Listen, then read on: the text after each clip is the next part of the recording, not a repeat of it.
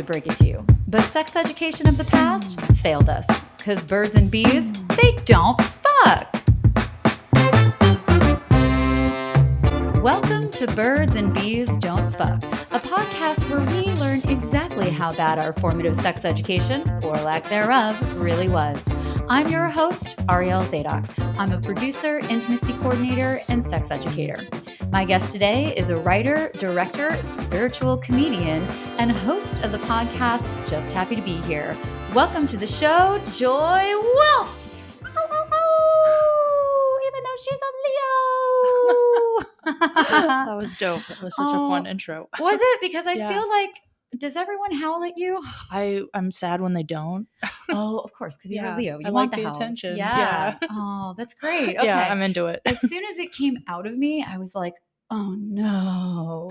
Was I just being a basic bitch, which is like one of my biggest fears, I think. Basic witch. A basic witch. I'd rather be a basic witch than a basic bitch. Although I don't hate on a basic bitch either. I just don't feel connected. Maybe because I wasn't a cool girl. Anyway, now we're going into my psychology. I know you're supposed to be the host, and I'm like, let's dive into you. I know. That has happened on the show before. Leos. Listen, it's a free-flowing conversation. We're going to go where we're going to go, and everyone's going to have a good time.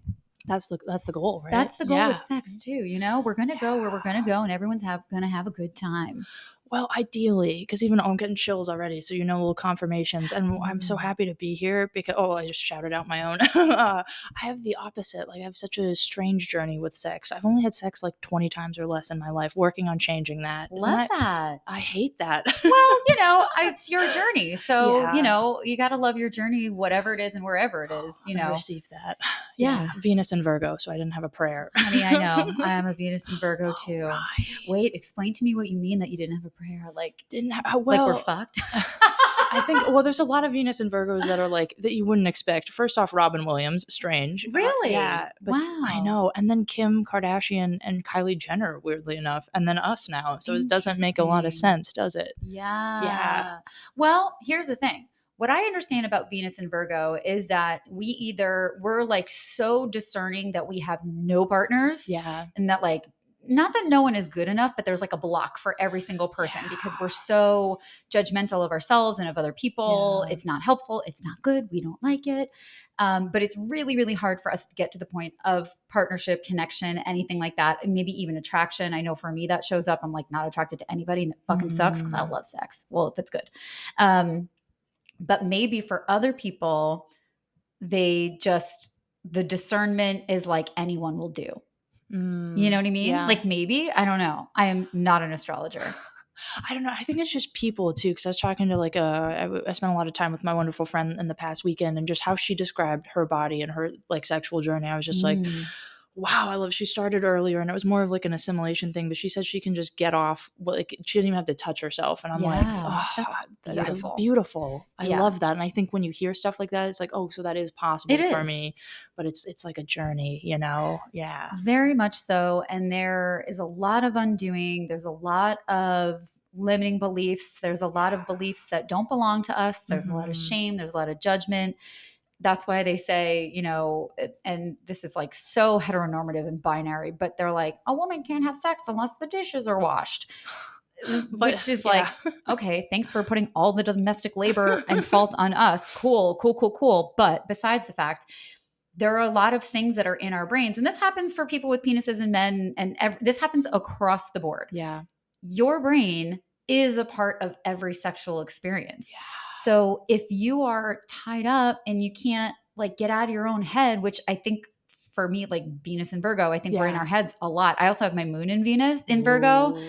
So, and like my Mercury's in Virgo. I got a lot of fucking Virgo. So I am like up here far too much. Yeah. It's terrible. Because you got to be. I mean, it's a good time up here, but it's also like, get out of your head.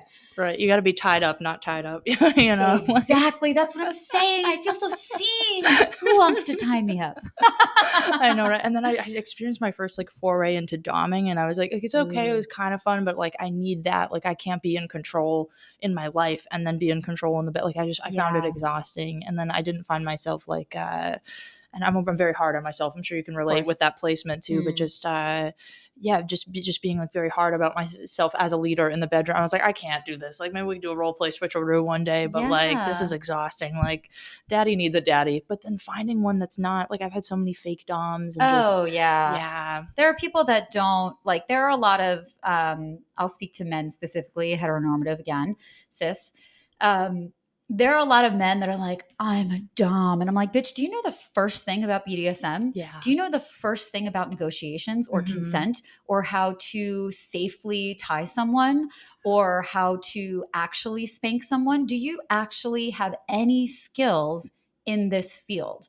Or do you just want to control someone? Because by the way, doming is not about you controlling someone else. It's about working within their boundaries to be controlled in a way that they want to be controlled. Yeah.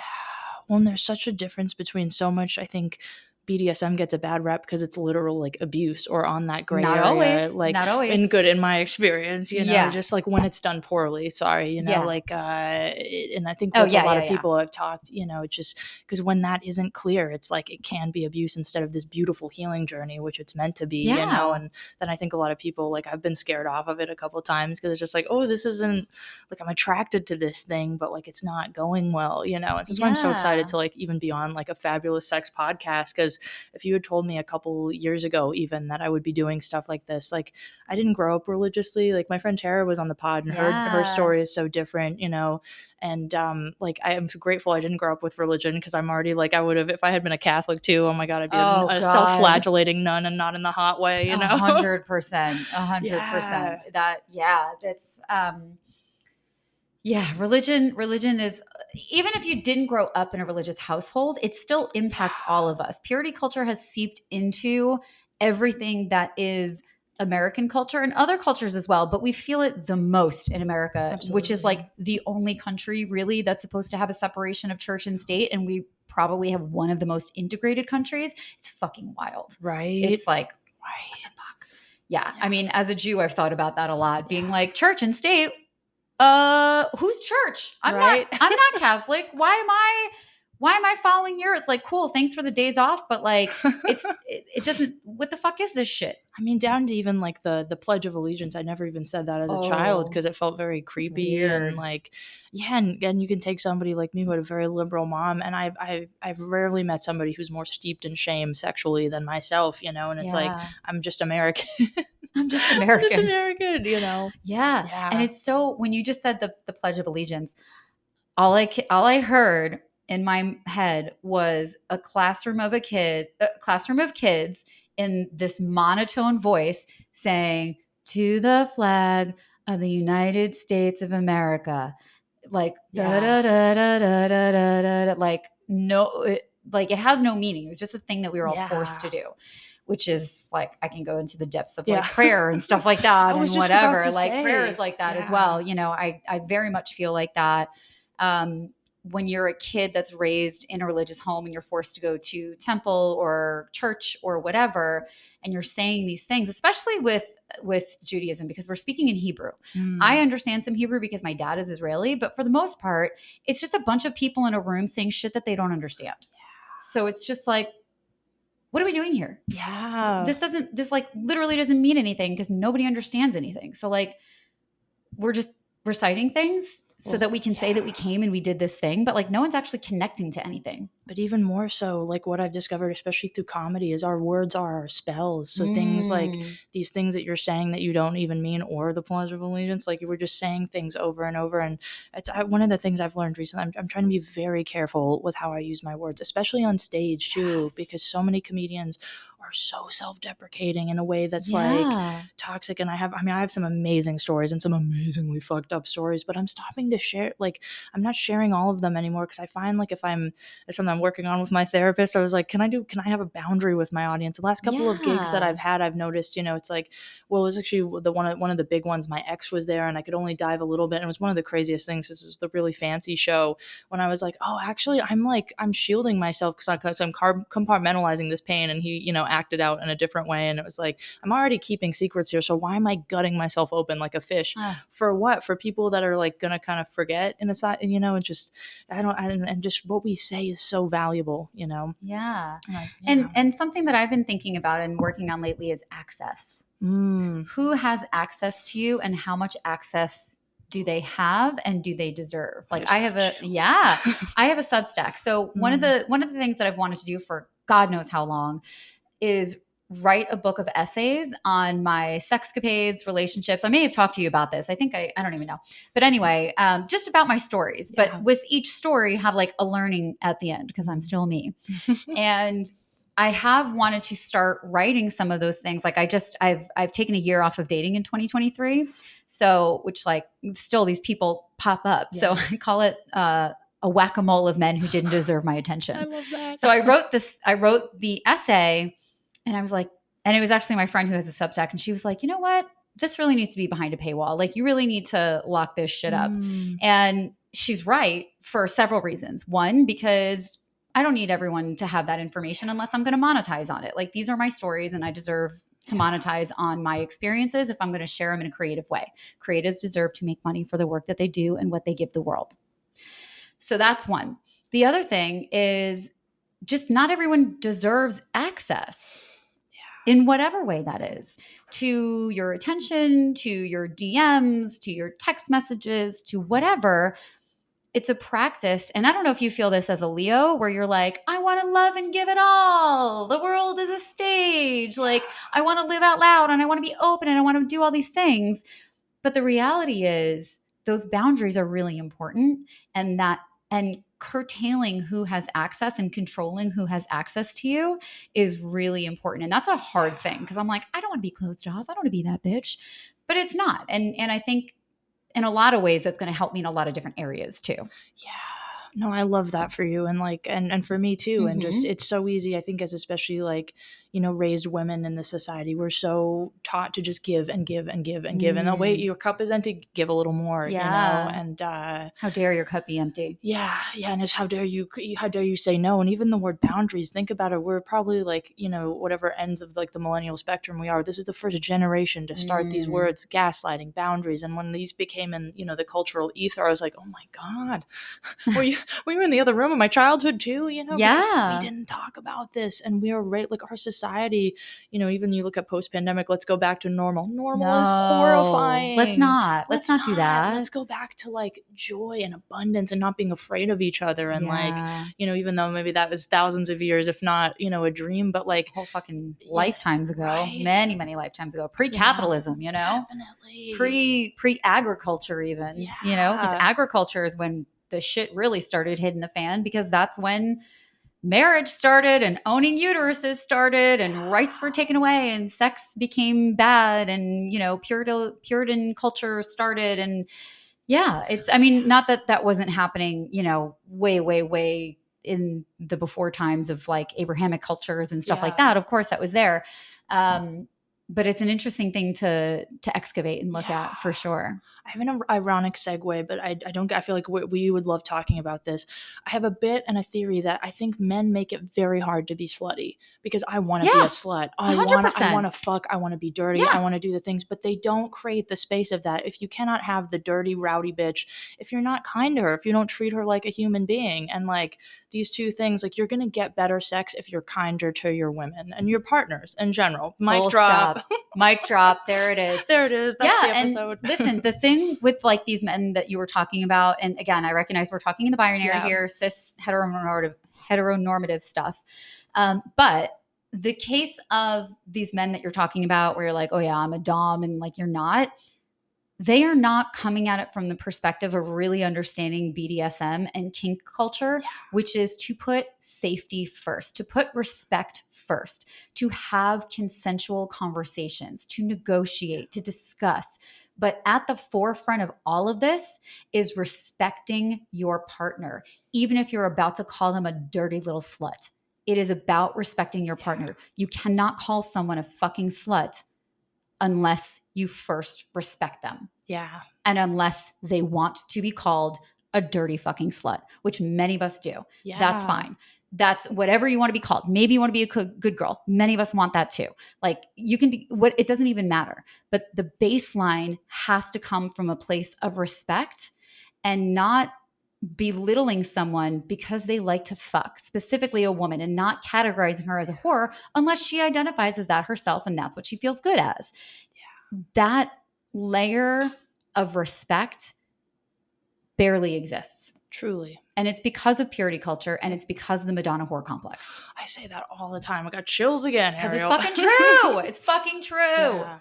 And I had the interesting, I didn't have sex. I didn't do anything. I shut myself off until I was like 22 years old because of this construct that was so real. And I just was like, I also didn't want to get stuck in Albuquerque. Everybody in Albuquerque is a teenage baby. It's the land of entrapment. So I was like, oh my God, eyes closed, legs closed. Like, I'm just going to get out, you know? But then I started, like, even the first guy I was ever with, oh my God, this is such an Albuquerque story. It was 3 days before I was moving to Los Angeles. It was Halloween. And I met him, and he was like a lieutenant on the Air Force, like with the Air Force, because that's the only thing. And he was dressed like a freaking pirate. But he put my virginity on such a pedestal. It was buddy. I know. It took a long time to unlearn. It wasn't good. Like, it was, you know, and we did everything. We did all the dirty things except for penetrative. You have to stay safe. You have to stay pure. And it's like, I don't have to do fuck, right? Sir. I did say sir because we were in a military, but also sometimes that's hot. No, but like that virginity is not a fucking thing. It's not real. Literally not real. The hymen does not break. Yeah. That's not a thing either. When you see people bleeding because they have sex for the first time, generally speaking, it's because their tissue is tearing, not because the hymen was broken. Let's talk hymens for a second while we're on the topic. Hymens, people are born with when people who have vaginas are in the womb, they have a hymen. Sometimes it's fully closed. Sometimes there may be a little bit of openings, but the hymen exists to prevent seminal fluid from getting into the fetus's vagina. Once that vagina, obviously it doesn't open up because that's preventative. Yeah. If that fluid was to get into the body, it would be a problem, whatever. So when the baby is born, the hymen over time slowly degrades and goes away. Sometimes not completely. Sometimes it does stay there. Sometimes it's different shapes. It's a lot of different ways, but it's meant to go away once the baby is born and no longer needs that protection from the seminal fluid. Wow. See, I didn't even know that. Most people don't, because we don't fucking talk about it, because we probably want to perpetuate the story of virginity. Yeah. There is no scientific way to show whether or not someone has had sex. Mm. It does not change you. Yeah. Maybe in your own head, you feel different. You feel more empowered. You feel guilty, dirty, whatever, all those things. But those are all social constructs. Yeah. They are not scientific realities. There is no way to tell when someone has had sex for the first time in penetrative sex. I was so clear, and then I fucked that up. But I had to look at the camera to say that. I like that. I like when she goes, she's like, it's a Leo, it's my time to educate. I'm just like, certain things I say on this podcast, I'm like, I got to look at you motherfuckers out there. For the few of you that, the decent amount of you that are watching on YouTube, which will hopefully be thousands. Come on, look at these outfits. Look at these outfits. Look at these Leos. Shaking it for the camera. And yet we can still be respected. That like, and that multifacetedness too, because I think as particularly, and once again, not to binary it up a little bit, but just people who walk through the world as women, we're so expected to be like, oh, so you're an educator. This is your thing. You couldn't possibly have a stripper pole. You couldn't possibly have 75 things that you just happen to be amazing at. Like, this is an old concept that like is serving no one anymore, so it's not easy to be on the planet right now during the time of great ascension. It's my turn for the camera, but we chose it. We chose to make this world a better and sexier place. Yeah. For all of us. Yeah. A better and sexier place for all of us. I love that. I think I want to title this podcast A Better and Sexier Place for All of Us. I like it. I think this is our presidential campaign here. It is. We're running in 2028. Feeling great. Feeling great in 28. Hey! Oh, I like that. I like it. It's happening. I mean, we're probably better than a lot of people that are running. So, well, that's true. So, okay, we touched on Albuquerque. So you grew up in Albuquerque. Yes and no. I had like one of the truly most insane childhoods. I know everyone thinks that. I was born in, well, much to my chagrin, right outside Las Vegas, and we lived in the middle of the Mojave Desert. Wow. Right. You're a desert baby. A desert baby. Wow. Yeah. But my dad, unfortunately, was a little not well in the head. And we lived with my very scary grandparents as well. And long history of abuse. And so, but he was also a filmmaker with a great dream. And so we came out, my mom was like, yeah, let's get out of the middle of the desert. Cause my dad was, trigger warning, he was the kind of guy that could do damage and, long history of violence and stuff. So being in the middle of the desert was just my mom was like, let's get out. So we moved to Los Angeles, moved to Hollywood.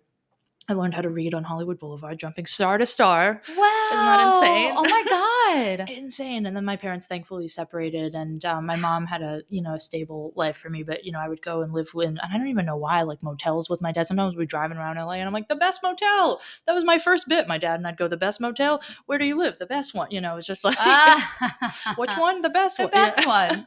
Oh, that's cute. Yeah, right. That's real cute. A little cute for your little Miss Sunshine. And then Albuquerque during my teenage years, which I was very upset about, but it was such a saving grace because Los Angeles is not a very safe place for young people, especially younger women. I've found the people that stayed here, I had friends and contemporaries that were 12 years old getting invited to Hollywood Hills house parties. And so as precocious as I was, I think it was better that even though shutting down one's sexuality is not great, but having it taken too young is much worse, I think, in the scheme. So yeah, and then I just traveled. I was anywhere but here girl. Tried to go to Vermont to get out of Albuquerque for college, and ended up in England and just everywhere. Wow. Yeah. How long were you in England for? Only for 6 months. It was a study abroad, but I just saw everything that I could. I took all my Applebee's money and went to 20 countries. I was a Ruby Tuesdays girl, so I feel you. There you go. Character building. Truly. I mean, everyone needs to work in a restaurant and travel the world. Those are the two things. Yeah. If we could make those two things mandatory, work in hospitality, leave the country for 6 months, 3 months, whatever, the world would be a better place. If we could just integrate that in healthcare for all, healthcare, education, housing, get the fuck out. Yeah. Well, and I think even I was raised very liberal, and one of the things that surprised me, I was 20 when I went, but just and in the best way and the worst way, I didn't realize how entitled I was, and which is a little fun. What's one of my favorite things to talk about as a comedian is the dark stuff, and not so because I think right now, we're coming out of a very crusty period in society where we're reckoning and going oh shit, this shit's fucked. We've done some things that aren't great, but when you see those little shadows in your own self, and then you're able to go okay, gross, but I see that and moving forward, and just, I remember just being so loud and just acting like everywhere was mine. And then I went oh, this is not mine. I actually gotta rein it in. But how do you know if you don't, especially when you're young and you don't travel and you see that American exceptionalism oozing out of you, even when you think that you're all, even though you think you're, because you think you're what so happens woke. is that you'll switch from entitlement to pretentiousness, when you're overseas, maybe there's entitlement and I lived in New Zealand for a long time. So I have seen it firsthand. I also grew up going to Israel with my dad's family was there. So I'm very, very privileged in that I grew up traveling. Yeah. So, and I was able to live in a different country that was separate from my parents, but I was able to live in a different country and really observe and just see all the different cultures and how all the different cultures behave. And there is absolutely an entitlement with Americans. It's horrible. No one likes us and they shouldn't. But that is true. There's two camps of people in the world I've found. In my experience anyway, everyone has their own experience. But in my experience, wherever I've been in the world, I find people either fucking love America and American culture, and it's really just the Hollywood culture, and it's what you see in movies, and it's just the dreams and all this stuff, or they're fuck you guys. Yeah. You are all out of your fucking minds. I don't know what the fuck is going on over there. Everyone needs to calm down. Fuck that country. You guys have problems. And then you bring them over here, get the fuck out.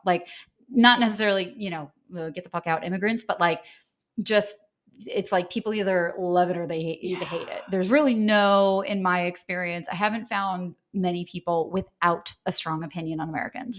it's like Leos. People Yeah. really feel. But I used to be very, and I think there's a ton we need to do that to different. But there is traveling also did teach me something. I was very in love with a couple a Swedish guy for a very long time, and I did notice that, like, and I loved Sweden. They do so much better than we do. But they're also, like, in my experience of, and I can't, like, rag on a whole thing but it just, they tend to put down the different person over there. Yeah, Oh, of how course. dare you think you could be so bold, and, like, I don't think we would be Tall poppy syndrome. I haven't heard that. What's That's that? what they call it in New Zealand. Tall poppy syndrome. No one wants to be the tall poppy. And we're already the tall poppies, like both of stature and then of interest, and like, and so we have a lot of fucked up shit here, but, like, I do like that we're allowed to just be sex witches on a Tuesday afternoon. That's and right. Safe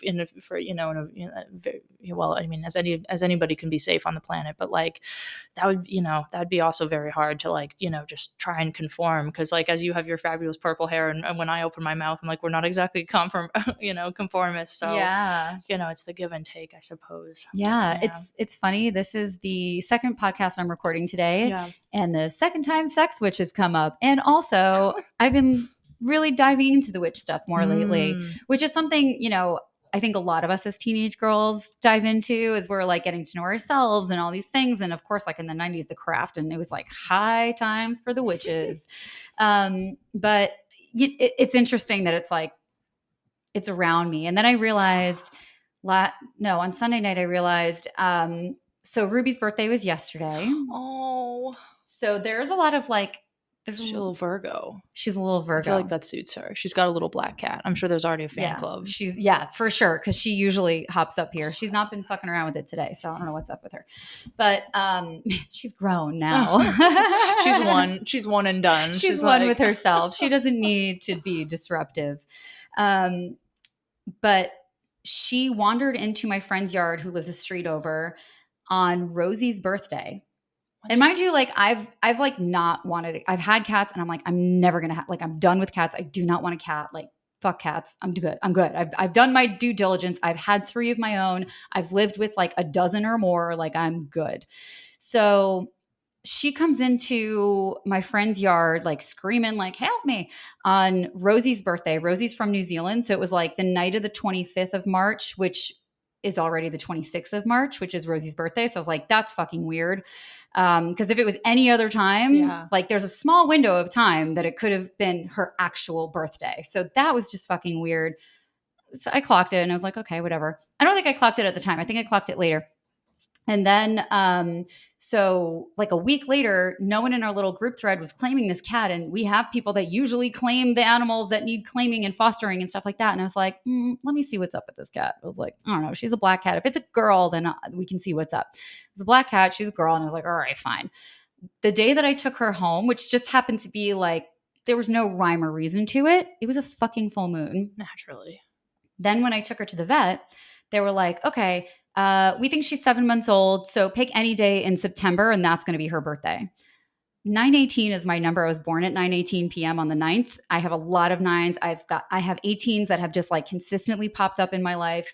Not as many 9s, but a lot of 9s too. But, like, 18s, I've dated men with 18 birthdays. My niece was born on the 18th. She was induced on the 16th, by the way. But I was like, I don't know. I feel like she's going to be born on the 18th. Sorry if I worked some witch magic. It was a very tough labor. Just, like, all these weird things. And then I realized a girlfriend of mine who is a witch, and she is very into this, Sarah Spurlock, she was on this podcast. I realized the other night that she kind of came into my life in a bigger way, the same, like, 4 days before Ruby came into the yard. And I'm like, okay, I feel like this cat is here to bring me back to my witchiness or some shit. Like, there's some fucking shit that's going on that I'm like, all right, I need to get back to my witchery. Cool. I love the word witchery too. I think it's an interesting thing, like, culturally too, because I noticed. So I have an opposite. My mom is a witch, and we actually, something I've forgotten. Like, she was raised Catholic, but, like, like, at least we have a witch family. Like, even back to, like, great grandfather was a psychic. He predicted, like, he's like, one day there's going to be a black president. This was not a thing that some guy was going to say in 1900. Like, he wouldn't have done it if it wasn't, like, and so. But, like, I notice a lot of people, they have a lot of, like, oh, witches. Oh my God. God, how would you say that? Whereas I was always the little witch. Like I remember one day my mom, we were having a tough time and she let me stay home and watch Practical Magic. And I was like Oh my playing with God. the crystal ball, you know, Yes. like a very different thing. But a lot of people have a lot of baggage with witchcraft Yeah. because I think it's, you know, it's the sex, it's the power, it's the, I'm okay with being different. And I'm okay, especially with the classical, you know, like I'm okay with making people you know, uncomfortable. I'm okay with making men uncomfortable, you know, Mm-hmm. and like, I love it. It's like a witch renaissance happening in our culture. I'm here for it. Very much so. There's a podcast I just started listening to called Witch, which is great. And Mm, they're going down, it's like 13 episodes, and they're like really going down the history of it. And it's really, really good and informative. And there is a renaissance happening, I think, with witches. And there are so many different ways to be witches. yeah, And I think so much of it historically came from medicine moving forward in a way that took the power of healing away from the one on one, yeah. which was traditionally women. Hmm. Women were figuring it out. Women were creating potions for each other. Women were healing each other. They were cooking things. They were mending things. They were doing the things that needed healing. Oftentimes, it was Yeah, unexplainable. And so we fear what we can't explain. Then you also have the archetype of the woman who lives alone and asks for things from neighbors. And I'm repeating this from the podcast, but it was very interesting. But the woman who's like, quote unquote, the old maid, right? Who yeah. like lives alone in the rural areas, pushed out of the cities, whatever, going to the neighbors. Maybe the neighbor doesn't give her anything and she curses them, she hexes Mm, them. And then as soon as something bad happens, which may take 2-3 months, maybe it takes 6 months, whatever, then they have something to blame, and it's this yeah, woman. And so now witchcraft is bad and evil, and this woman is a witch and she's evil. And I think that they were also saying that the people who were burned at the stakes mostly were not even witches. They were truly. like midwives and healers and things that, like, people who were not witches. So it's a fucking fascinating history. Yeah, Yeah. it But I really, think really it is. does make sense for it to go hand in hand with a bit of a sexual renaissance too, where people are like really expressing gender in a way that feels more authentic to them, in shifting into really transitioning into the gender that they've always known that they were. So, you know, in all of the different ways. And it's, yeah, I don't even know, I'm rambling now, but there's some shit going on. Yeah, well, I truly believe it's not even just a witch renaissance. It's a renaissance, as you said, of all people. And Mm-hmm. you know, imagine where we would be, even not even just in the herbalism and the witch, if we hadn't destroyed indigenous wisdom, Yeah, right? Too, and exactly. like as you're speaking of, you know, the woman in the woods who was, you know, she also lived the longest and was the happiest according to science. Yeah, no. Women, we make our husbands live longer. They take our, but women Yeah. friendships. That's our Yes. The medicine. coven. The coven, you know, and the sister. I got chills when I said it too, because It's it's the true. sisterhood and it's the community. And I think no matter what sphere, what gender, what anything you are, what's killing us is we don't have community anymore. Yeah. We're in our beautiful little boxes, separated from each other, constantly separated, because I'm a girl named Happy struggling with depression, you know, so I think Mm-hmm. too much about this. But true, I think it's the lack of community and that thievery of it. And just our medicines are plants. They're not, you know, always pills, of course, obviously Western medicine, we love it. But like, you know, the just how disconnected we are from our earth, you know, and each other just baffles my mind, because I'm like, oh right, that's there's the medicine, you know. And we're connected through screens, right? Right. And it's interesting because I'm feeling myself. I have fucking 4 Instagrams. It's too much, but also I'm like, I don't want to, like, not everyone wants to see the same shit. So I try to help people out with that. Um, and I'm noticing more and more that I'm like not really engaging. I'm leaning into Substack more, and like I'm really leaning in, like I love writing, and so Mm, I'm really trying to do that and create more and just like not be there, even though like so many connections have been built through that. So it's such a weird world because like we have all of these beautiful ways to connect with people that we otherwise wouldn't have, but how we wield that power and yeah. what we do with all these things, and the face-to-face connection. And of course, after a pandemic, things are all sorts of mixed Yeah. up, and it's a really fucking wild time to be living through. A Absolutely. really fucking Yeah. wild time. Well, and just speaking of your 4 Instagrams, we had found out that we were already friends Oh for a yeah. year.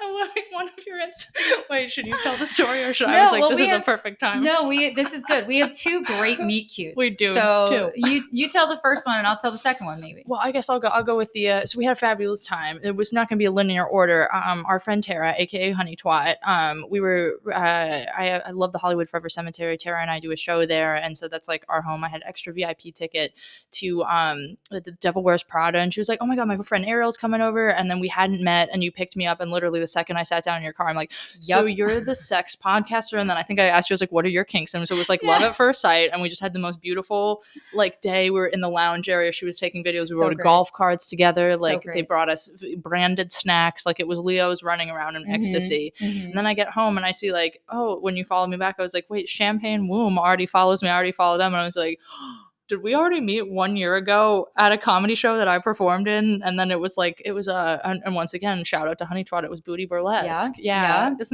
And that was the first Booty Burlesque show that I went to. And I think Erica Owusu was in that show too. Both of these people have been on the podcast. Like basically I just talked to my friends and sexuality people that I'm like, ooh, I want to talk to you. So this is great. I have a good time. Thanks for supporting the good time.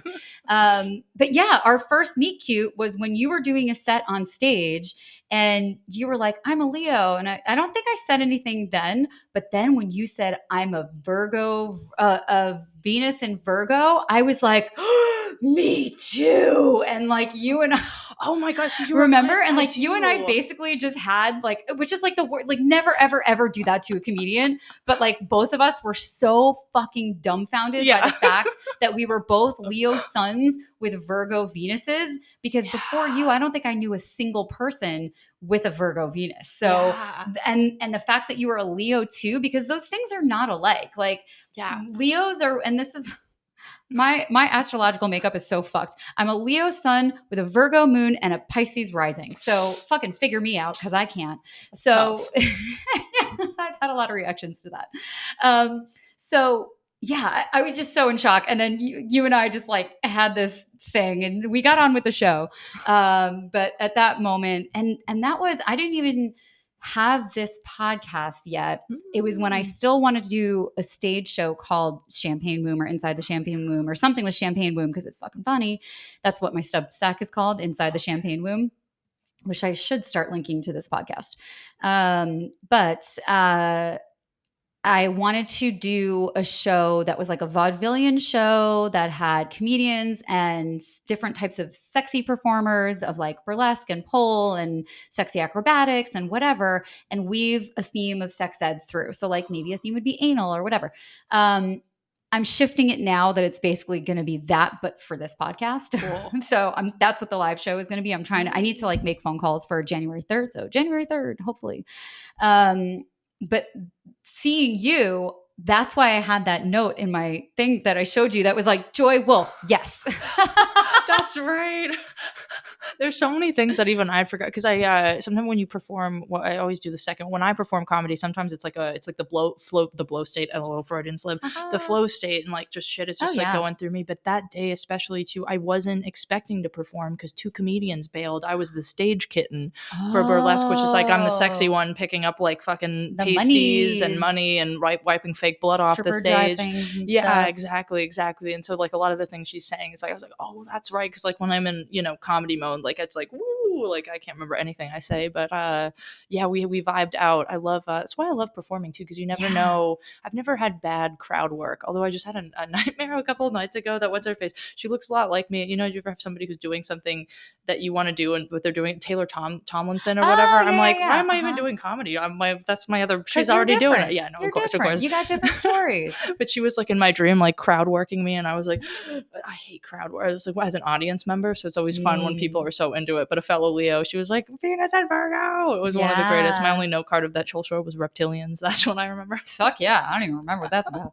But it's funny. I worked at the Tampa Improv for like 5 years, and sometimes it'd be really hard. Like some people like really wanted to sit in that front row, and crowd work was not even half as big. Like the internet is what made crowd work big, for sure. Like and it's an unfortunate thing for comedians, because now people kind of expect that in certain ways. It's like a really weird shift that's happening because of reels. It's a great thing because it has exposure for people. It's also a bad thing because it's like the show is not fucking crowd work, guys. Like they have a whole set. Please respect the comedians.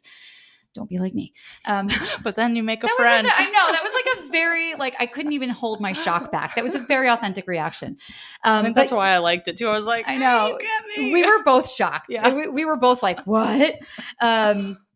But yeah, like those front rows, like you would sometimes for some shows when the comedians like really worked with people in the crowd, there would be some that are like they absolutely wanted to sit there, and like a lot of people would be like, can we not do that? So it's really particular. But I want to circle back to sex ed because that's what we're here to talk about. So you moved to LA. How old were you? 3. Okay. And ironically, same time the Hollywood Forever Cemetery got bought by my friends. There's this weird parallel. That's why I like many reasons. I could do a whole episode on my friend. We got to get to sex ed, but just that place and I are very, and I grew up around the corner from there too. Yeah. It's a very, and then as an adult, I moved back at 22. Okay. Yeah. So you had your schooling in LA.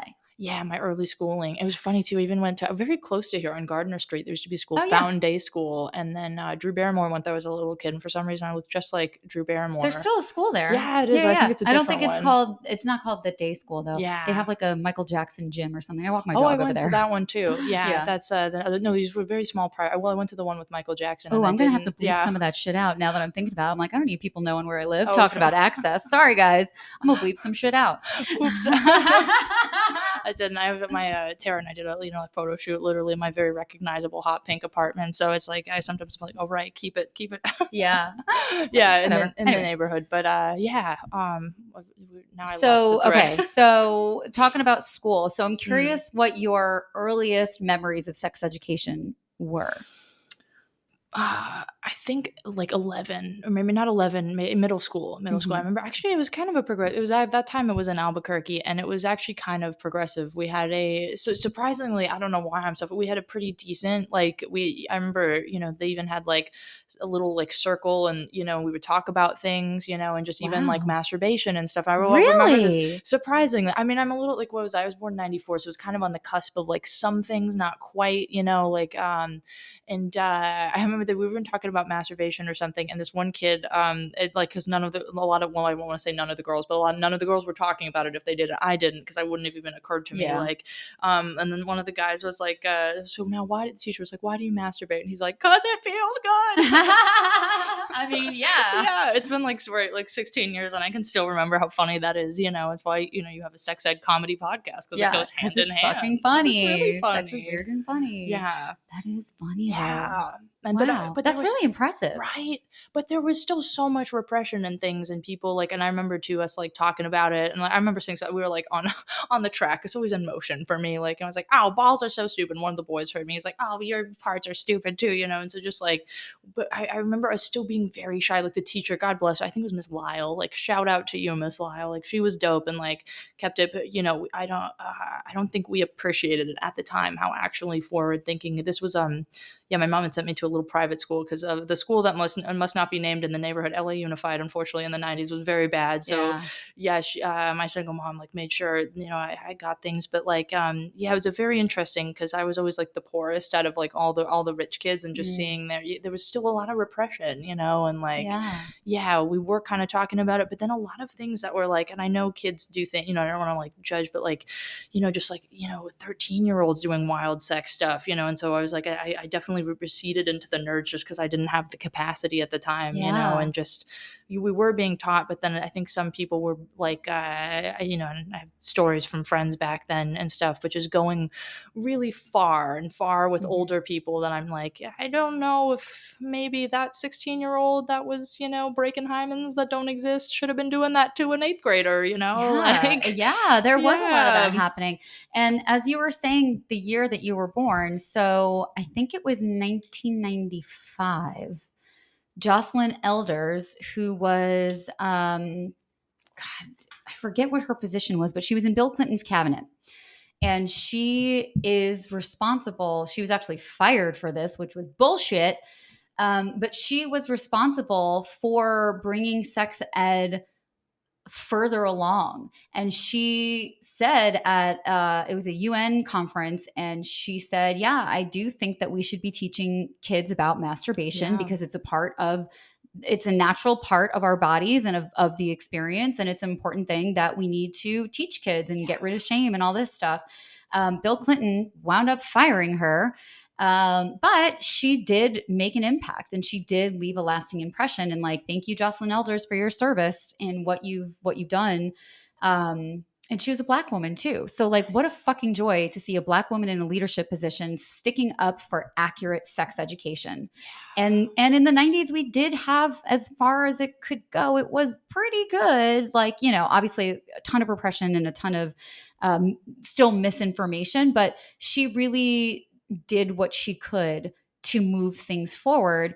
And of course, as women are, she was punished for it by getting her job taken away. Well, and it's an interesting juxtaposition, isn't it? Because one of the weird things I think about people specifically that are kind of like in between millennial, in between Gen Z, like, because I remember having iPhones in high school. So this is very strange. And I had a very specific experience of most people my age were watching porn when they were tiny little babies, right? Yeah. Because of the internet. I had a horrible stepdad, but he did me one of the greatest favors of my life. He was in, he might have been abusive, but he was in computers. So he put my computer next to his. So I never saw porn. I never saw MySpace or any of these things. But now when I talk to people finally after, because no one talked about porn when they were, I think, and I think obviously not to get, gendered again, but I think the boys were doing their own thing. Because I have a friend who's my year and she's trans. And so when she was young, she was with the boys, and she was saying what she saw was like, I mean, they were doing wild stuff, but also like, I think it helped her discover, it was the first time she saw herself. And how crazy is that through porn, so it's the double-edged sword, of all. And actually, oh my God, insane. I have to just tell you, because I have to tell everybody, I saw the most insane shit I've ever seen in my whole life. I was in Oakland for a gig. I saw this man. I was going through my own thing, like, oh man, I'm watching porn. I was, I'm such a filthy person. Then I turn to the car next to me. A guy is driving on the freeway watching porn, not even masturbating, but literally, I've never seen something like this in all my days. Such things. But like, what a stupid way to kill people. Anyway, so that's when if you're watching porn that's ethical regularly, you're fine. But if you're on a freeway, get some help. Maybe don't do that. Maybe don't do that. That's not the time to be watching anything. I don't care if it's porn or Sesame Street or the news. Don't watch anything other than the road. Oh, I like that. That's a good PSA. But I'm just going to have to figure it out in a bit. And it wasn't even masturbating. I was just like, oh, that's just an asshole getting eaten out at 75 miles an hour. Okay. Sometimes you just want to see an asshole getting eaten out, and it doesn't have to do with watching porn. And there are also a lot of people that will like watch porn and not do anything during the porn, but they'll watch it and then they'll use it as inspiration later.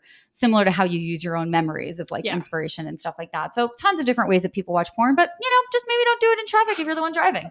Right. That's not good. That's not cool. I'm just surprised that I didn't see it in LA though. That felt like such a here thing. And I was like, oh, this is just wild. And now I'm unfortunately telling everybody about it because I don't want to be the only person to live with this. To live with this experience of porn and traffic porn.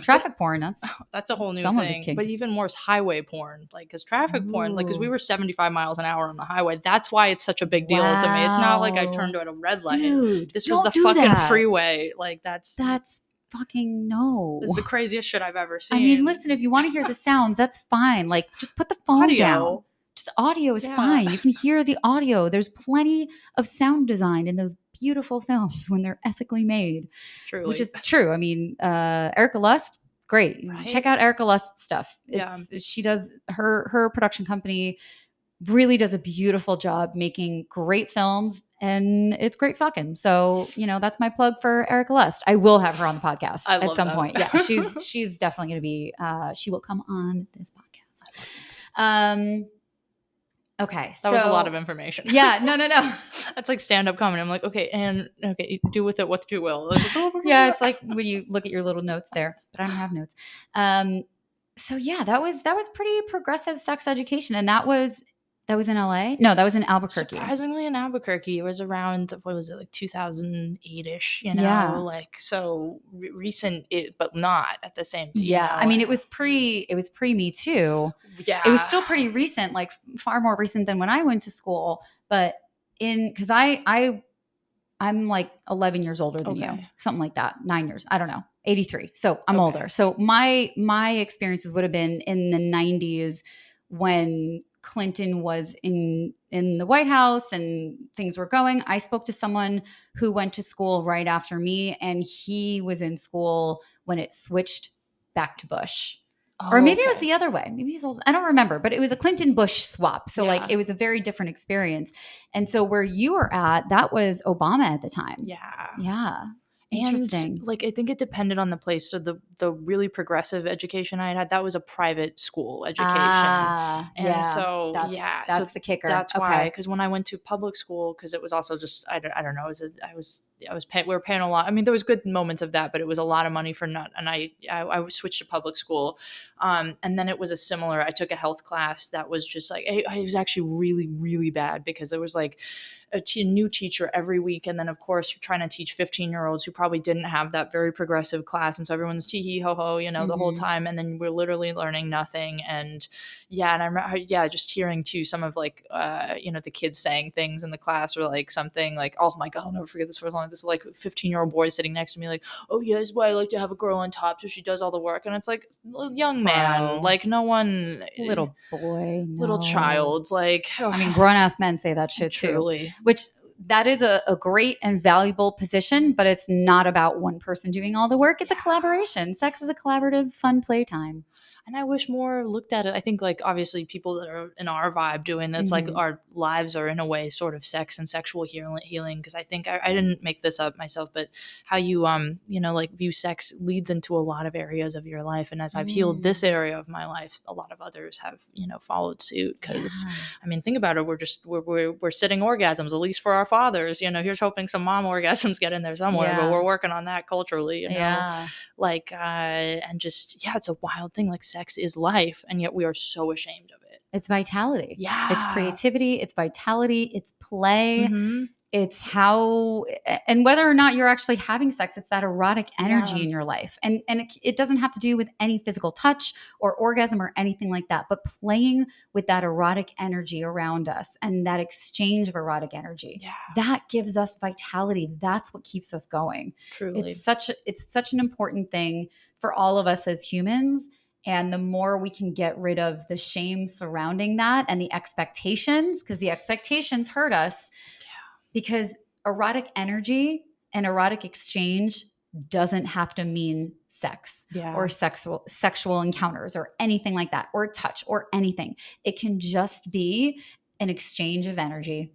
And then you go on with your life, or you go on with your day, and you turn it into art, or you turn it into the meal you're going to cook for your family, or you turn it into a positive conversation you have with a friend or your parent or whatever. It's that idea of erotic energy and how we can continue to cultivate that.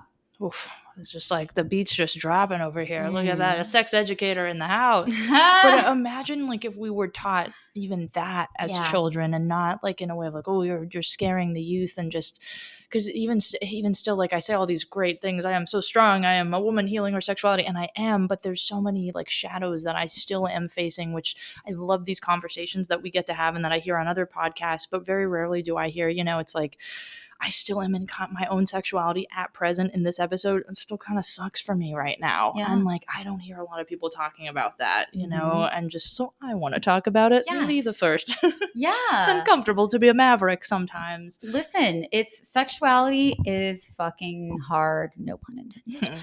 But it is. I mean, it's hard for all of us living in this world to be humans and figure out what we like and what we don't like, and then you have all of these cultural belief systems that are not even your own, and there's a lot of confusion, and now there's a whole shitload of titles, which is important because people need to feel that they are seen, that they belong, that they have something to identify with. But at the same time, it also leads to a lot of confusion, because then some people feel like they have to choose a lane, and you don't.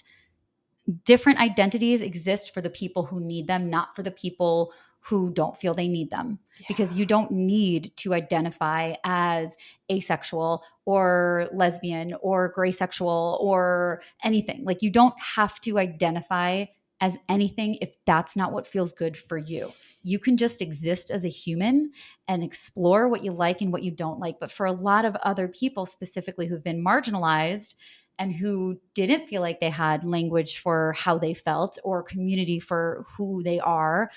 Those identifiers are really, really important, but all of it is really fucking hard and confusing. So like, no one has the answers. It's okay. I know. Even educators don't have the answers. We're constantly learning, because we're all constantly learning and growing and all of it. So you're not alone. I'm receiving that.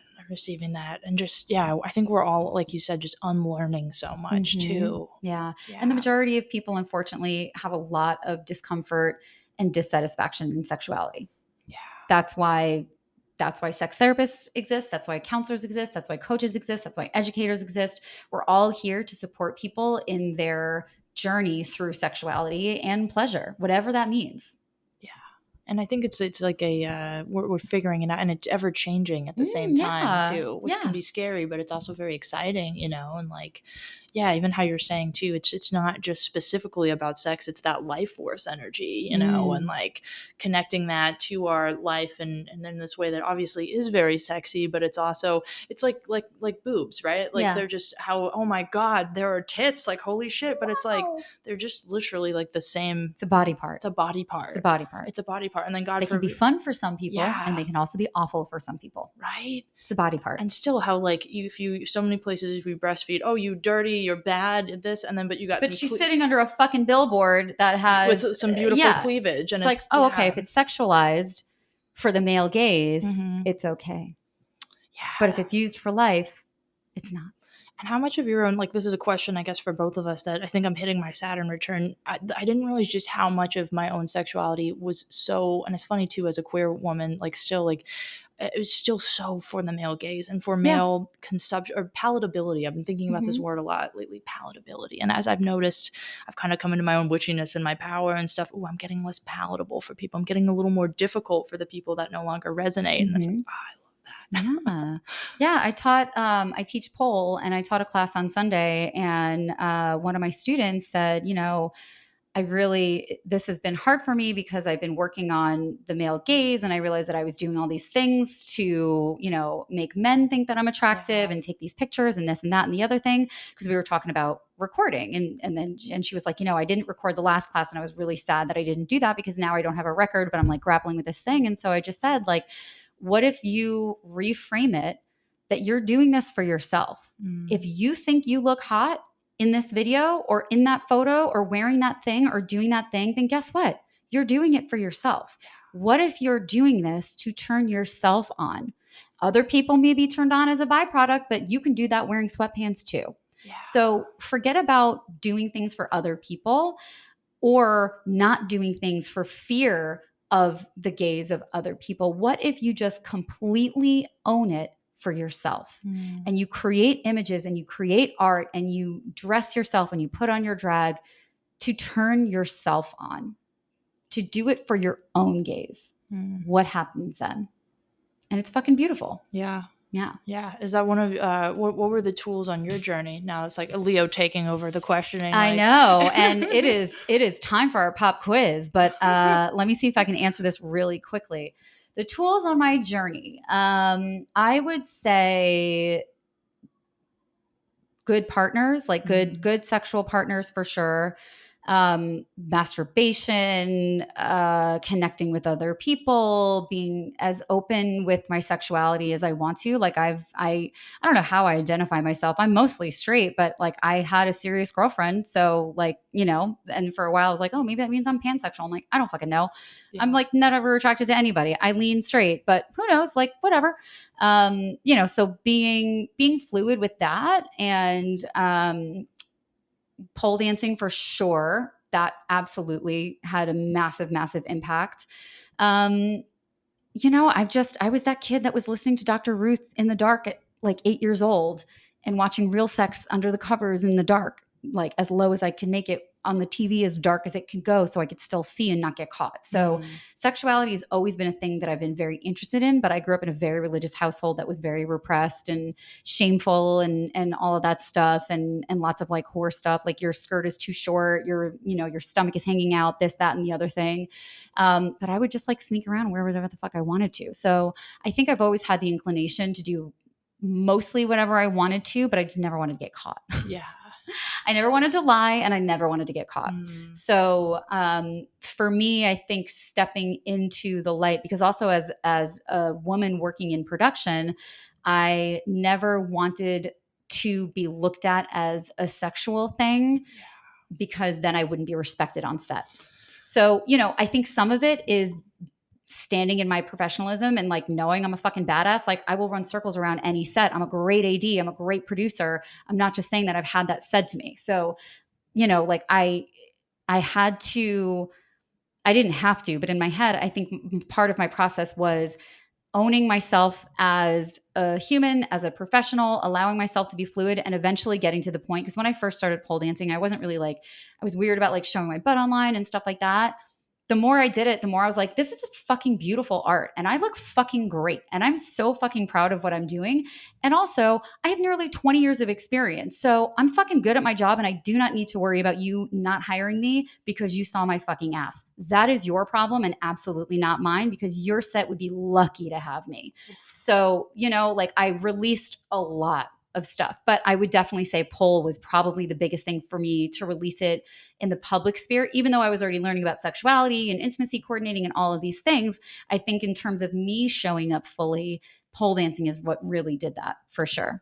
Wow, I really needed to be here today because it's so funny, because I do have a pole, and I'd everything I said with a girl named Happy, a sad story attached. The first girl that I actually liked, she called me not cute, and she wanted the pole, and like a lot of healing and journeying, and like I don't know, it's very small I have one, but it's like I still struggle to use it. And so now after just hearing this, it's like, it's where we're meant to have the reflections in our life, because it's like to be able, I think there's a strength too people don't realize with pole itself. It's like, I mean, shit's a workout. Not only is it a workout, but it's also, I remember I couldn't even use it when I first had it, because everything I did, I was like, oh my God, you look so gross. Everything you're doing, you dance or this. It's that inner, thing. You got to come to my class, because my really class is freestyling and it's literally all about finding your own flow and getting in touch with your body and owning your sensuality. Like, I'm not here to teach anyone to be a perfect pole dancer.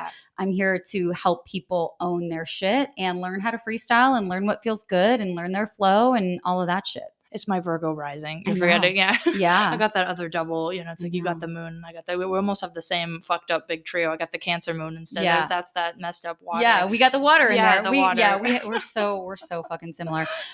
But it's time for a pop quiz. Pop quiz.